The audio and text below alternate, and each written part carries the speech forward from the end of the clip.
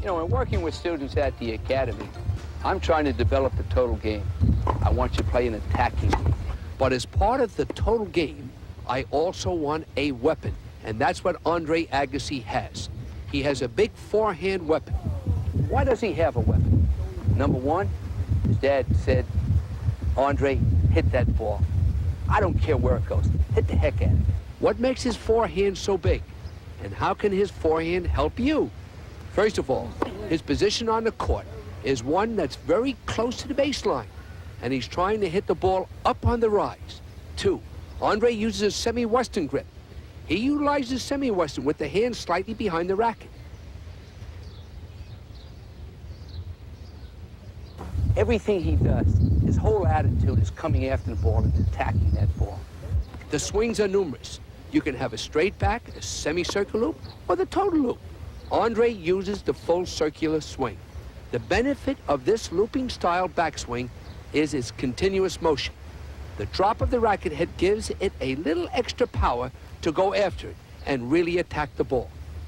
Next, I want you to notice the shoulder and hip rotation. That's important. And when watching Andre Agassi, he may not even move his left foot to have a partially closed stance. But what else does he do? He goes for it. He extends his racket outward towards the target and then continues the follow-through with the racket head coming back slightly above the left shoulder to complete the full swing. This weight transfer and his controlled balance starts the recovery in preparation to make position for the next ball without losing any time. As the ball comes to you, your ready position is key. Why? Because the first step determines how quickly you can get to the ball. Let the stance be natural for you. Next, the racket head acceleration. Look at the racket head speed up. And this does not mean snapping your wrist. It means the racket head getting to the ball, going through the ball with lots of confidence. Speeding up on contact is the key. Hips and shoulders again are turned. The contact point, for the most part, should be out in front of you. But if the ball gets behind you, don't panic. Don't use excessive body motion or wrist snapping. Instead, let that racket head accelerate and make contact with confidence. Wait just a second and let that racket head do the speaking for you and speak up at the last second. The last thing I want to bring up is watching the ball. I think you should watch the ball from the time it leaves your racket, not watching the ball just when it leaves your opponent's racket. By doing this, you then can anticipate where the ball is going and what type of shot will be hit. And that will enable you to get the quick step to move forward into position to attack the next ball. In developing the weapon, you have to practice. You have to practice to be able to hit that inside-out forehand, hit the short angles, and hit the high rollers. We're going to set up targets, and we're going to make you do it till you say you can't do it. But I'm going to make you practice more. Hit thousands of those balls, and soon you're going to say, I've got it. People look at this shot, and they don't think it's an offensive one. But you'd be surprised how attacking this shot really is. It pushes your opponent way behind the baseline, which sets up a number of options you'll have after he returns it short. But again, the most important thing is consistency and depth.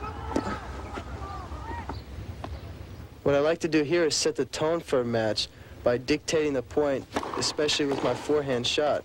And you'll see the depth on the first one, which sets up the short one, then I take advantage out of it and see my shot and go for it.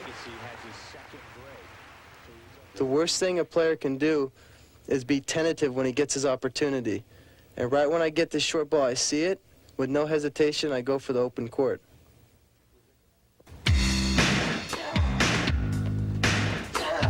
If this video gets any of you to play, don't miss it.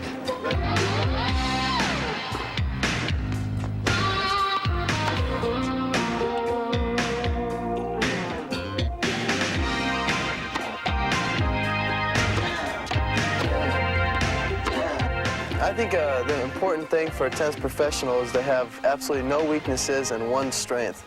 And I would have to say that my forehand is my strength. And I think it's a frame of mind more than anything. Anytime I get that short ball, I know I'm just going to go up there and just whack it and just go for it.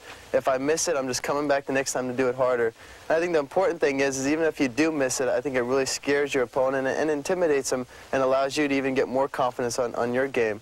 So having a strong weapon, mine being the forehand, is important to everybody's game. The forehand, your swing, the looping backswing. But make sure that looping backswing is not too high. Andre's looping backswing for most players would be too high. I suggest a more compact backswing. The hips and shoulders should rotate immediately. And as you rotate those hips and shoulders, the racket head is going back in position. Contact point. Try and meet the ball out in front of you. Accelerate that racket head. The recovery. The full follow-through is very important. But at the same time that you are following through, the recovery should be in motion.